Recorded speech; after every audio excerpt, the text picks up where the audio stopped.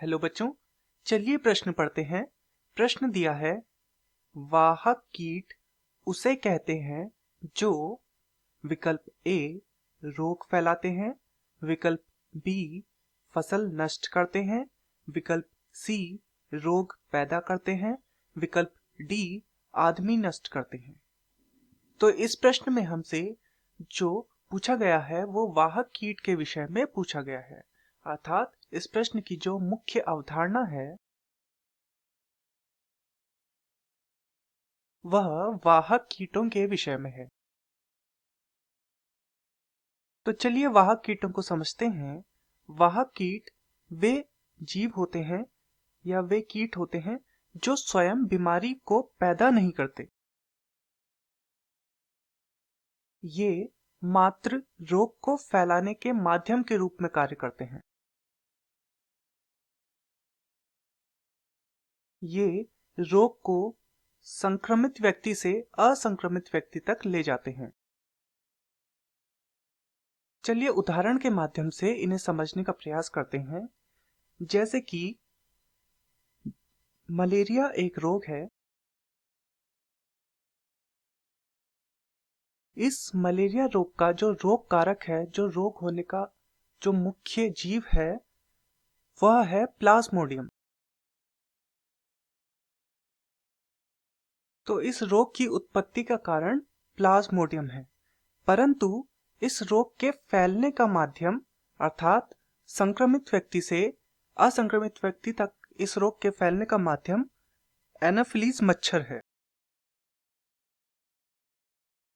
का अर्थ यह हुआ कि मलेरिया रोग का वाहक कीट एनाफिलीज मच्छर है। ऐसे ही एक अन्य उदाहरण है डेंगू का। इस रोग के फैलने का माध्यम है एडीज मच्छर।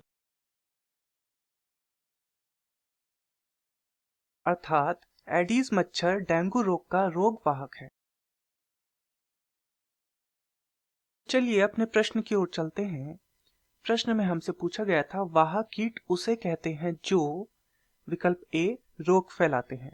अर्थात यह विकल्प सही है, क्योंकि हमने देखा वाहक कीट स्वयं रोग उत्पन्न नहीं करते बल्कि ये रोग को फैलाते हैं।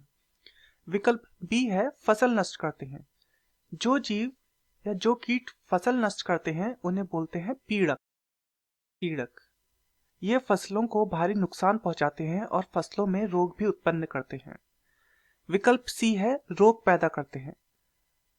तो जो जीव रोग पैदा करते हैं उन्हें कहा जाता है रोगजनक या रोग कारक। ये जीवाणु अथवा विषाणु इस प्रकार का कोई भी जीव हो सकता है। विकल्प डी है आदमी नष्ट करते हैं। अर्थात जो आदमियों में रोग फैलाते हैं, मानव में रोग फैलाते हैं, तो उन्हें भी रोगजनक कहा जाता है या रोग कारक कहा जाता है। ये रोग उत्पन्न करके मानव में स्वास्थ्य की भारी क्षति करते हैं और कई बार भयानक रोगों से मानव की मृत्यु भी हो सकती है। तो दिए गए प्रश्न का सही उत्तर है विकल्प ए, वाहक कीट उसे कहते हैं जो रोग फैलाते हैं। मैं आशा करता हूं आपकी यह समझ में आया होगा। धन्यवाद।